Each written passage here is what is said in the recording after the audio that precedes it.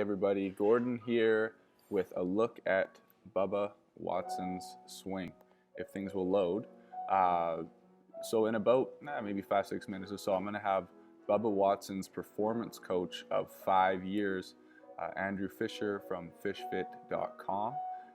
Come on and maybe just introduce himself. I have a couple questions for him, and we're going to talk about Bubba Watsons Swing and a little bit of tour stuff, all right? So real quick, Bubba Watson, where does Bubba get his power from? People say he's got a big arc, he's an athletic freak, he's this and that. How's he able to control the golf ball so well and hit fades and draws on command, and it's all in his hands? So people say a lot of different things, and looking at really what Bubba Watson's body is doing that is different than a lot of golfers. And you can see in a lot of the best drivers of the golf ball, we tend to see some patterns. And this is an article written by Kelvin Miyahira, golf research, biomechanics, everything. He really does it all. And one of my mentors, unbelievable teacher and coach and human being, really, really blessed to be able to know this guy and be mentored under him. So here is what we're going to talk about real briefly is there's certain pelvic movements that allow for really good body rotation. There's certain ways that the pelvis kind of rather must move, different kind of positions that a person needs to get to in order to have good rotation and develop good speed, and then therefore some decent club face stability, so you can have a stable release and not hit it completely off the planet. One thing that's so impressive about Bubba is he hits it long and he keeps it on earth. So, he's able to win PGA Tour tournaments. And a lot of people, if they're swinging at 125 miles per hour, they can't do that. So there's a way he's swinging with his body that allows him to make that happen. And, we've got Bubba here. We've got an article here where Kelvin talks about impact positions and, what really is going on in impact. And if you haven't seen it, I encourage you to check it out. And he's got, people who don't hit it very far, and he's got people that do, and looking at the difference in their body rotation and different things. And, he's got the legends here: Ben Hogan, Sam Snead, Arnold Palmer, Jack Nicklaus, Young Tiger, and gold medalists. These players have it all right now that are playing. Bubba Watson is certainly one of them because he is so, long, and as well as being accurate for being how long he is. So, Bubba and DJ, and DJ just hit every single green in regulation at the U.S. Open. You got Gary Woodland, saw him hit it in person, unbelievable. It's just a spectacle. So how do these guys do it?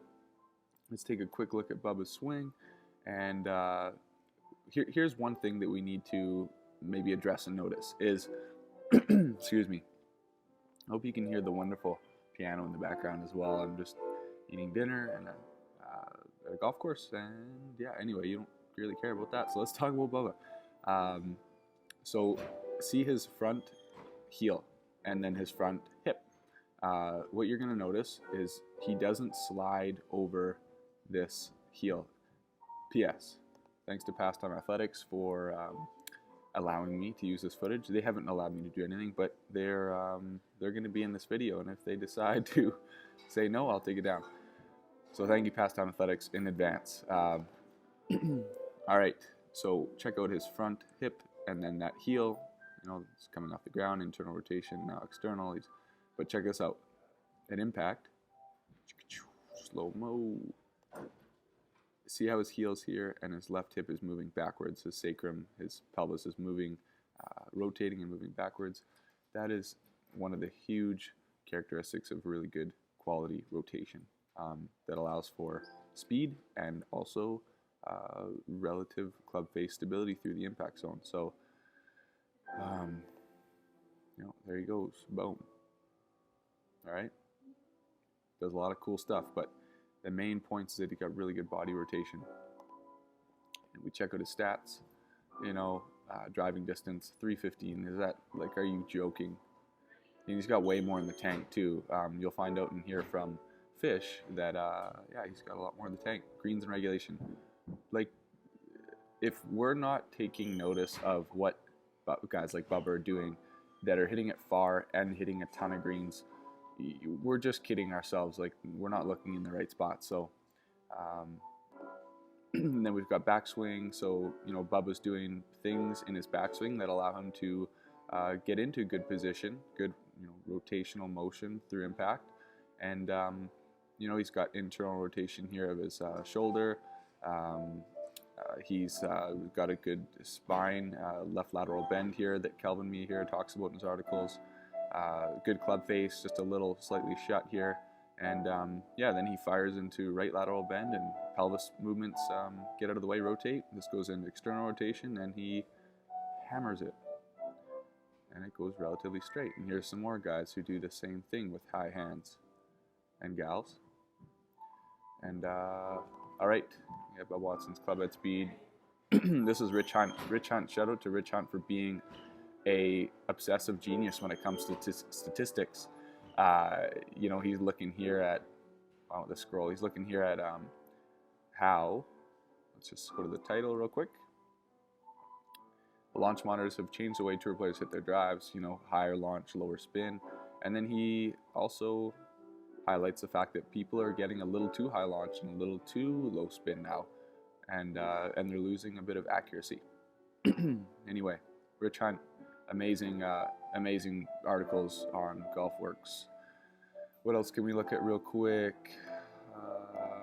Anyway, Kelvin Miyahira, Rich Hunt, and Andrew Fischer is about to come on the line. I'll call him on Skype real quick. And here we go. And he's offline. Isn't that just amazing? I'm going to text him real quick. Because, yeah, we've been chatting for quite a few months now. It's been about maybe 5-6 months that him and I have been chatting about the golf swing, about the body, about the tour. We've hung out a few times. And he lives in Dallas. I live in Vancouver, Canada. And I need to get internet connection. And I'm sorry for the wait, but it's just how it goes. And I'm asking if he's on Skype. Oh. So he thinks I'm going to be calling him on Facebook right now. Facebook phone. Yeah, because I don't want to log into Facebook right now. Anyway, I'm going to keep chatting until he gets on there. Just messaging him. So this video is still going. Yep. And I'm going to just start talking out the wazoo because I'm going to wait for him to get on Skype. Let's see here. Check this out. Look at how open those hips are. And he's still delivering the club in a good spot. And then he compares him to Jamie Sadlowski, you know, world long drive champ that has also made a cut on the web.com tour. And this guy has made the world long drive finals 8 times in a row, I believe. You know, he went to the final 8, and that is extremely impressive because you have to hit it onto, you not only have to hit it far, you've got to hit it onto a grid, and guys will miss the grid 6 out of 6 times, you know. They hit it really far, and this guy hits it a lot, and he hits it long, and like I said, he's made a cut. And here comes Fish, out the gates, sending me a message. What's he going to say? I'm on, he says. All right, let's do this. He's on, he says, and he's right here, and it's offline. All right. All right. He says he's on. Oh my goodness. Here's what's going to happen with Fish and I over the course of the next few months is we are going to be tag teaming, analyzing swings, players' games, and you know, Andrew's got 10 years on the tour of experience, caddying, training, and here he is. Andrew, hey my man, how's it going? Yo. Hey brother, thanks for coming on. I just finished talking about Bubba and the tour and introduced you with all your experience, and I appreciate you coming on, and we're gonna just, you know, introduce you. I told him we're gonna be doing a lot of analysis and a lot of things in the future with tour swings and talking about training, and yeah, please introduce yourself real briefly and then talk about what we're going to be getting into if you could? Yeah, I actually wish I knew.